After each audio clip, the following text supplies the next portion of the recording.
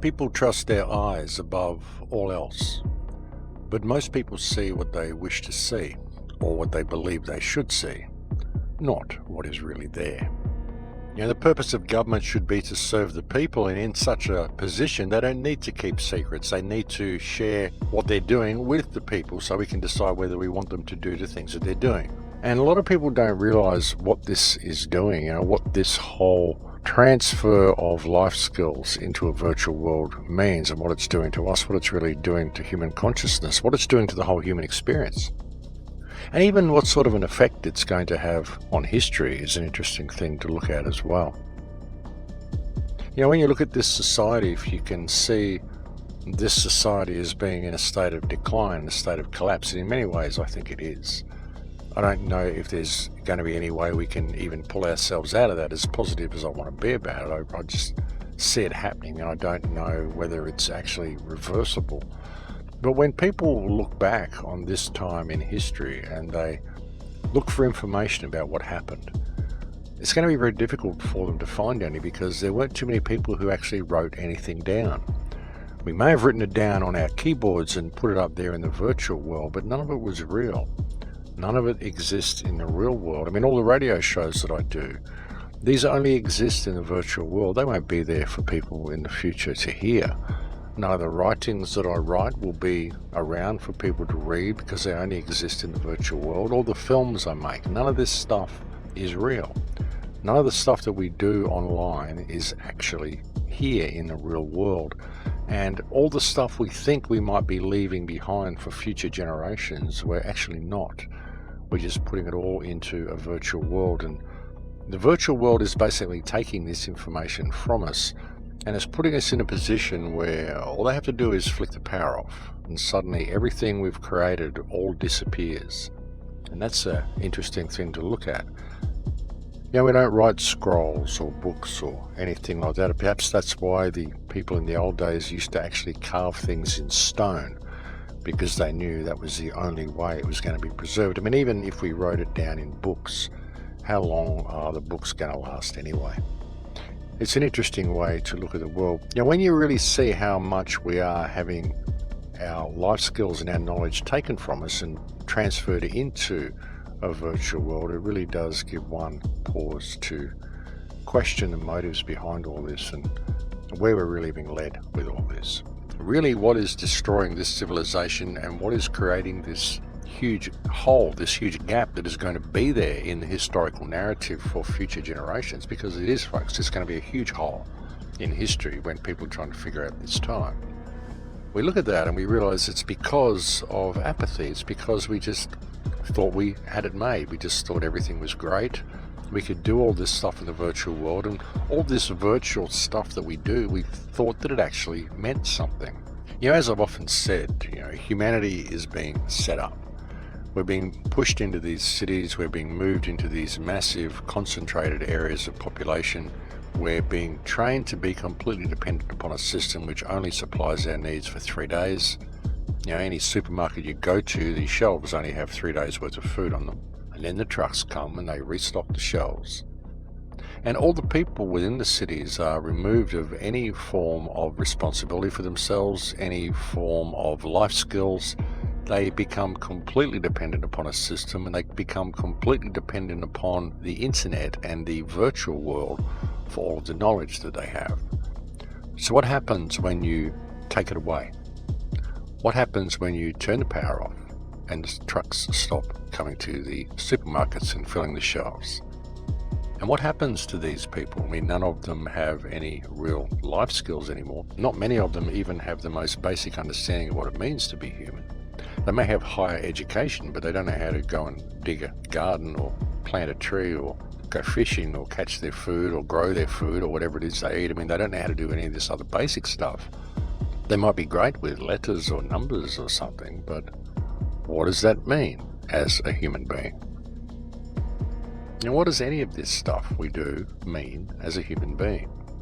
And you look at the state that this civilization is in, and then you look at the technology that we are finding in relation to Tartaria, and you ask yourself how they fell, why they disappeared.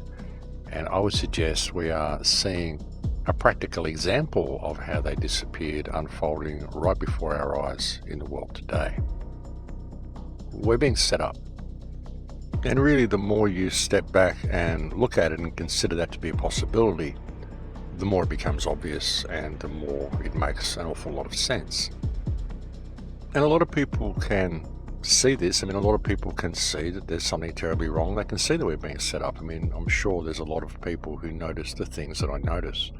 But in the overall scheme of things, in the overall human condition, even with these realizations coming to people, and even with people seeing the problems that we have, they still look for saviors from an external source. They still wait for someone to come along to lead them to safety. What's that going to do? If we have a lawsuit and we change the present system, we change the present government, well, what do? We put another government in place and we find ourselves in the same position. I mean, none of these things are the way out, folks. I mean, what lawsuit? What do you even want to launch a lawsuit for? You're launching a fictional lawsuit against a fictional system. I mean, the whole thing's fiction, folks. Nothing in it has anything to do with being human. But you see this everywhere. You see people saying, yes, I'm the knight on the white charger. I'm going to lead us all to safety. Just sit back, don't do anything, and follow me. You have people within the independent media saying, yeah, I'm taking on the deep state. I'm going to launch a lawsuit against these people. And the people out there in YouTube land and the people out there in the world watch all this stuff, and they sit there and they eat popcorn and they wait for some big change to happen, but it never comes. Yeah, but it's like they're watching a TV show. You know, it's what I call the spy novel version of reality. People are just waiting for the next chapter, and they sit there and they watch and they wait and they get all excited and they think something's going to happen. And no matter how much it never does, they still don't do anything themselves. They just sit there waiting and watching and waiting and watching and waiting for something to happen. But it just never does. And while they're waiting for it, all of this smart grid is rolling out around us, you know, and by the time people notice the smart grid, it's going to be too late. So that's what it's about, folks. It's about the truth. It's not about all of this speculation and conjecture. It doesn't matter what anybody thinks. It matters what the truth is and how we can use the truth to our advantage to establish some freedom in the world, and that's what it's about. You know, and really that's what we should be focusing on rather than getting caught up in the details and arguing over details that we can't prove either way about all of these things. You know, we don't look at the bigger picture. We don't look at how the legislation will be used, and we don't direct our energy towards the lies that are running this system and simply disconnect from it. You're not going to help by launching lawsuits against the government. The government's a fiction. It's just an idea. Pull your support from it. Stay home for a day. Imagine if the whole world stayed home for a day and didn't spend any money. I've been saying this for 10 years on the radio show, folks, calling for a day of non-compliance where the whole world just disconnects for a day and see what happens. Now, once people did that, I mean, it'd send a shockwave around the world and would also inspire them to maybe want to do it for more than a day. You know, this is how we can make a difference, folks. There's not going to be any leaders come along. You know, we can make a difference by changing our perspective ourselves and disconnecting from this system. And as I said, one of the big problems is that people can't see the way out because they're waiting for someone to lead them to safety. They can't see that the way out is within themselves.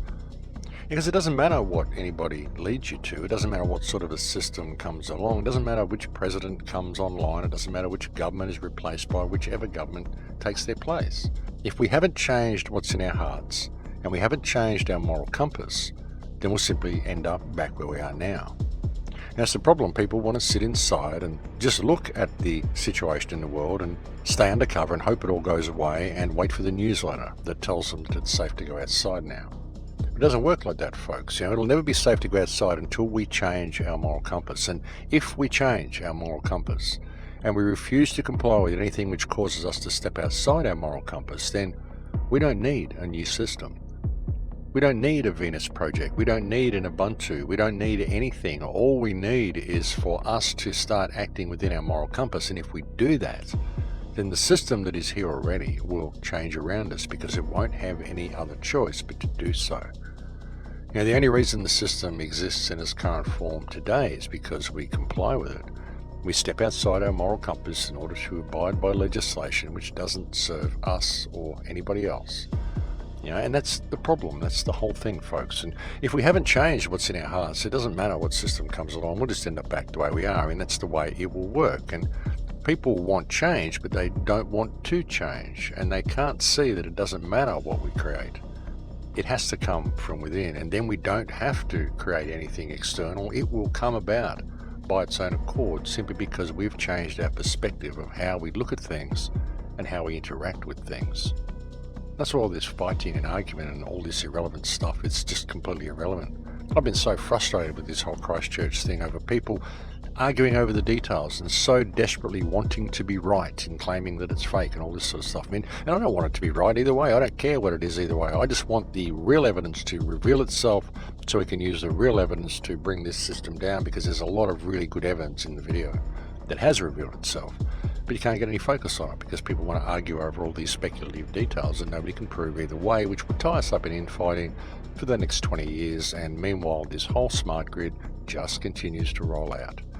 That's the problem, folks. All the stuff that's going on underneath the surface while we're not looking. We're arguing over details that we think are important, but they're not. What this is all about is freedom.